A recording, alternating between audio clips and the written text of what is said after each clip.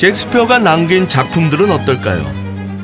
4대 비극의 하나인 맥베스의 무대를 찾아 에딘버러를 거쳐 인버네스로 향합니다.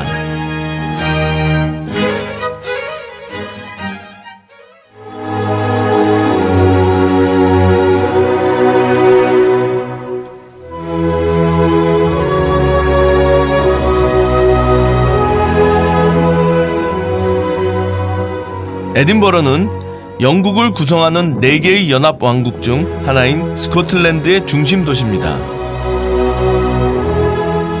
독립을 위해 오랫동안 잉글랜드와 투쟁했던 이 땅은 영국 안에 있지만 영국과는 또 다른 분위기를 풍깁니다.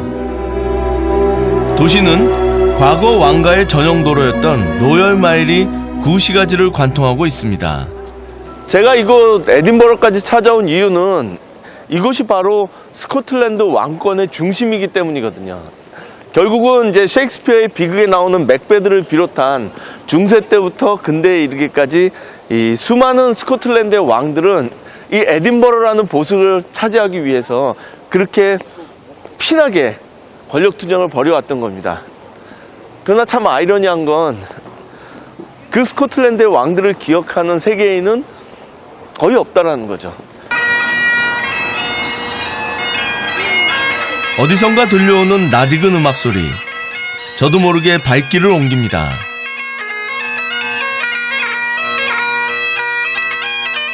스코틀랜드 전통 의상을 입은 한 사내가 백파이프를 연주하고 있는데요.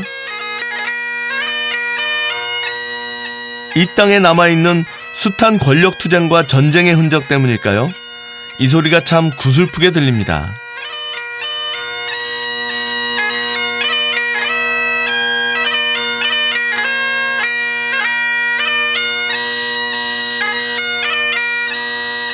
음악을 들으며 로열 마일을 따라 걷다 보니 어느덧 에딘버러 성에 이르렀습니다.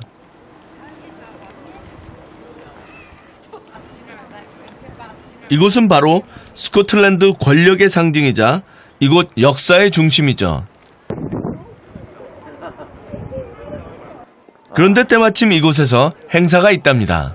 이 1시가 되면 여기에서 전통에 의해서 대포를 발사하거든요. 이제 그걸 보러 갑니다. 이게 아직 시작하려면 멀었는데 사람들이 굉장히 많네요.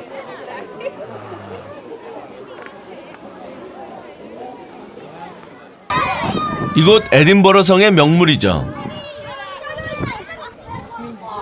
사실 이 의식은 1861년 에딘버러의 외항인 리스항에 정박한 선박들에게 시간을 알리기 위해 시작한 거죠.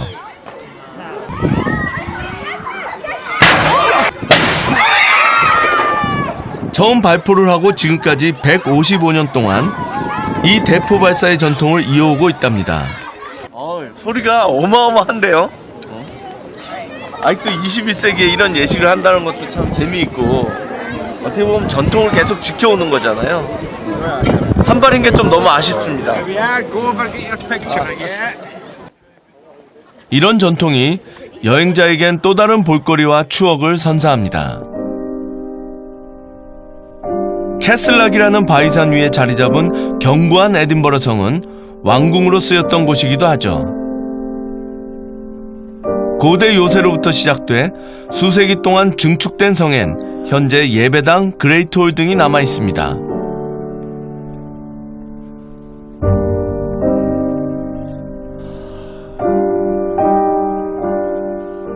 굉장히 신비롭고 또 음습하기도 하고.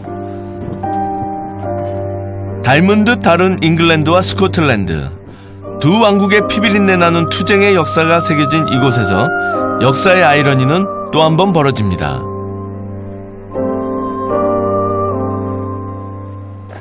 스코틀랜드도 셰익스피어 시대와 연관이 굉장히 깊거든요.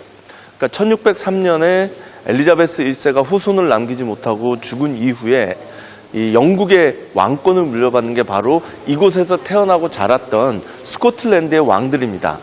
이 제임스 6세가 제임스 1세라는 이름으로 영국의 왕위에 오르고 그게 결국 스튜어트 왕조의 시작이거든요. 여기는 황량해요.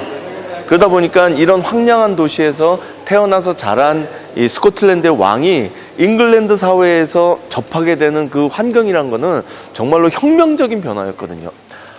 와, 어디서 이렇게 아름다운 도시와 연극과 이런 쾌활한 분위기를 맛봤겠어요. 그러니까 스튜어트의 왕들도 이 셰익스피어의 연극을 굉장히 좋아했고 적극적으로 후원을 했습니다. 결국 이제 그런 변화가 어떻게 보면 스코틀랜드 왕들에게도 좋은 점이었지만 셰익스피어와 그 당시 런던 시민들에게도 꽤 긍정적으로 작용을 했던 거죠. 사실 셰익스피어의 4대 비극 중 마지막인 맥베스는 스코틀랜드 왕 출신인 제임스 1세 때 만들어진 작품이죠. 역시 역사에서 우연이란 없는 것 같습니다.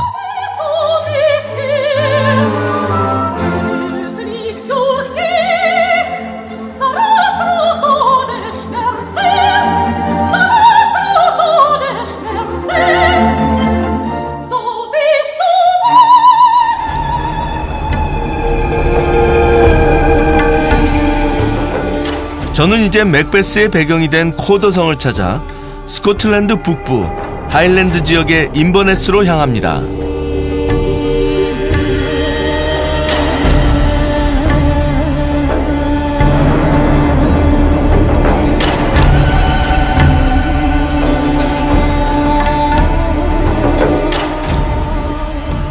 설산을 배경으로 황량한 바람만이 불어오는 이 대지는 셰익스피어가 묘사한 그 땅과 닮아 있습니다. 여기 오니까 이 셰익스피어의 맥베드 첫 장면이 생각납니다. 전쟁을 승리로 이끌고 돌아오는 맥베드에게 이런 풍광 속에서 마녀들이 탁 나타나서 얘기하거든요. 당신이 이 나라의 왕이 될 것이다. 근데 그 얘기를 듣는 순간부터 생각하지도 않았던 맥베드의 왕을 향한 야망, 이 욕망, 그런 것들이 불타오르기 시작하는 거죠.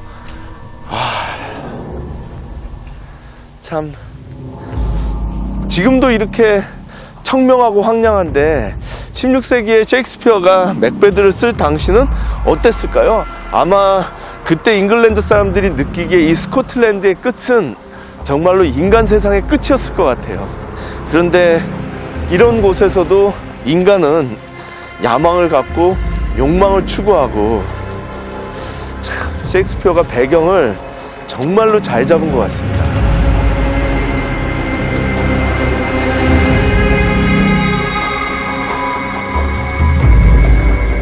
욕망이란 이 아무것도 없는 곳에서조차 나오는 인간의 원초적인 본능이란 걸 셰익스피어는 너무나도 잘 알았던 거죠.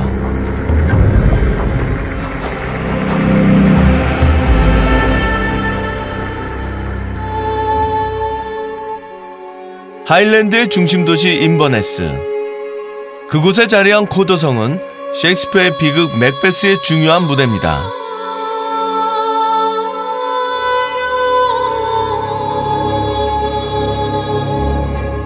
국왕 덩컨의 사촌으로 용맹한 장군이자 야심가인 맥베스는 반란군을 진압한 공로로 이곳 코더성의 영주가 될 것을 약속받습니다.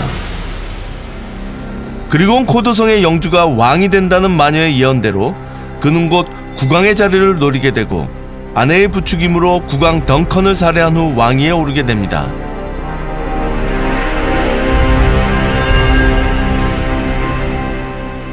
코더성은 그 모든 비극이 시작된 곳입니다. 셰익스피어는 맥베드를 통해서 우리에게 무슨 얘기를 하고 싶었던 걸까요?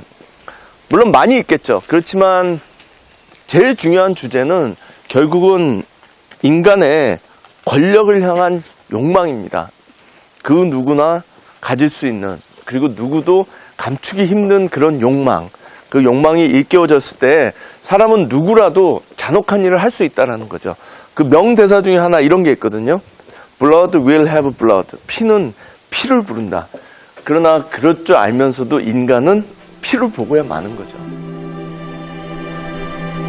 그런데 사실 맥베스를 파멸로 몰고 가는 건 바로 그의 아내 레이디 맥베스거든요.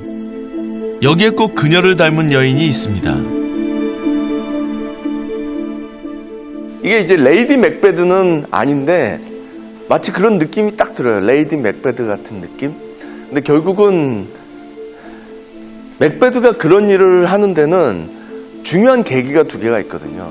마녀로부터 예언을 들었고 그 예언에 대한 고민을 털어놨을 때 부인이자 가장 믿었던 측근이 레이디 맥베드가 적극적으로 왕이 돼야 된다, 왕이 될 수 있다라고 하면서 이 던컨 왕의 사례를 사주하거든요.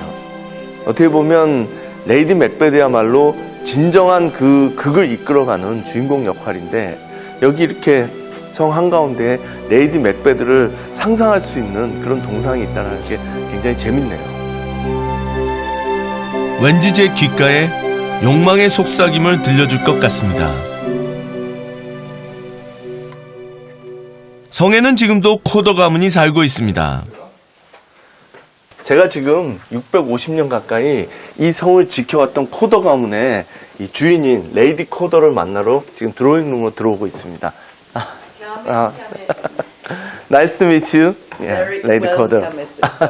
Delighted to welcome you to Coder. Thank you very much. 와, 굉장히 미인이시네요. Yes, Shakespeare, of Yeah. course, is our best public relations. He was a wonderful writer, and everybody around the world knows the play Macbeth. But, unfortunately, Shakespeare ruined the reputation of what was the best king of Scotland ever. Macbeth was a fantastic king. It was the golden age of basically life in Scotland, was the time Yes. of King Macbeth. But I'm very grateful to Shakespeare for having written the play, because of that we have about 80,000 visitors to the castle every year. 많은 사람들이 방문함에도 불구하고 코더 가문 사람들의 초상화가 걸려있는 이 방을 비롯해 성안은 옛 모습을 그대로 간직하고 있습니다.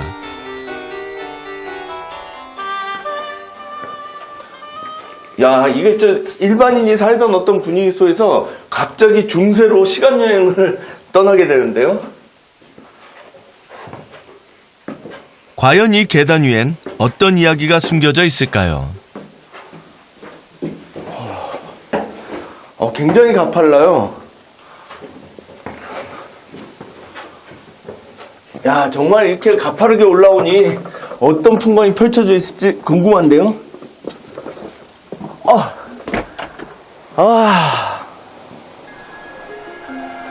좋은데요? 응? 이곳에 올라오니 셰익스피어가 묘사한 코더성의 아름다움이 한눈에 들어옵니다.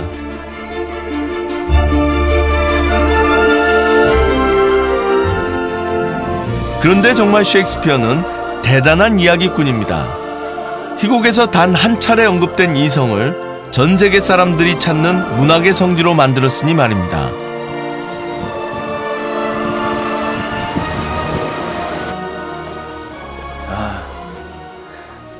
이게 확실히 옛날에 지어진 성이다 보니까 옛날 그 스코틀랜드의 지붕 양식이 그대로 남아있네요.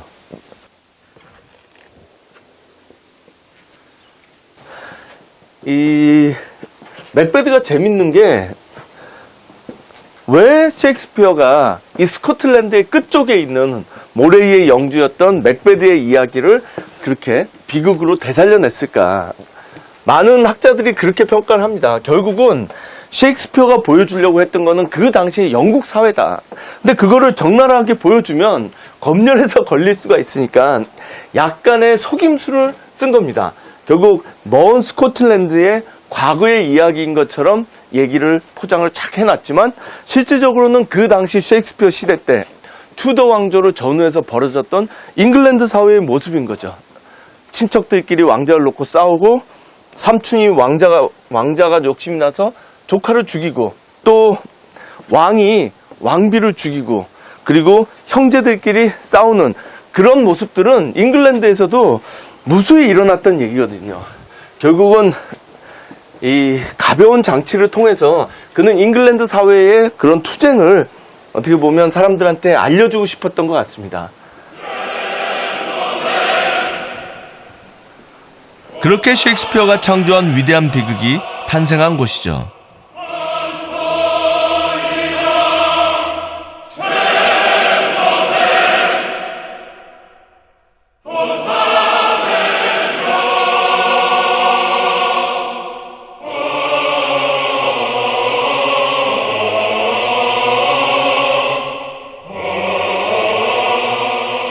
맥베스의 무대였던 코더성을 나오며 저는 다시 제 자신에게 질문합니다.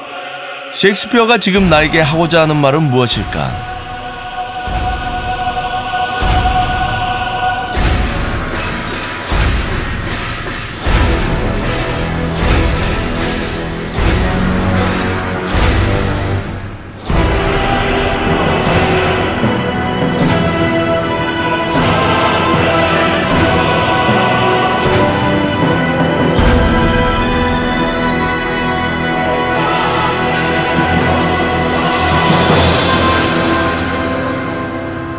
뜻밖에도 스코틀랜드의 한 폐허가 된 성에서 그 답을 찾았습니다.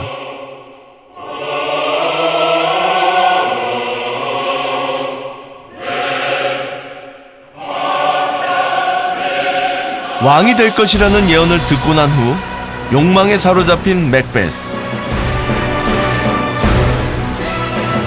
왕을 살해하고 그토록 원하던 왕위에 오르지만 결국 그는 비극적인 파멸을 맞이합니다.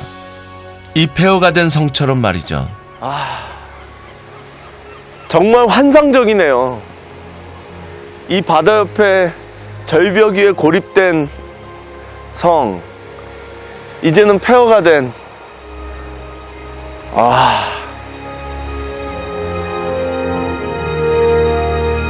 셰익스피어의 비극 속 인물인 맥베스도 오늘날 우리의 모습과 다르지 않습니다.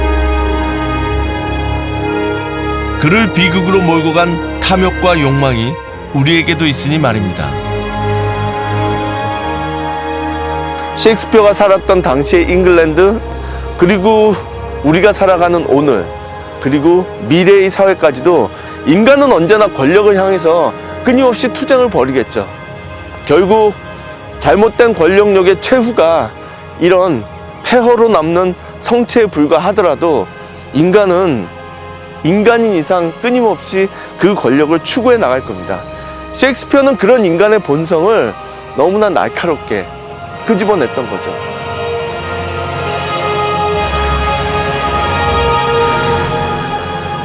그래서 우리는 셰익스피어를 불멸의 작가로 기억합니다.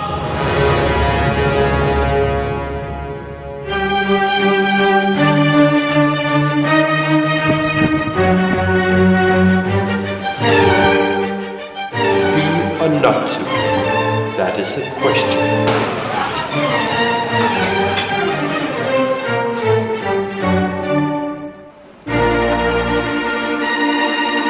안델센의 동화의 한 장면 같은 너무 아름다운 풍광이에요.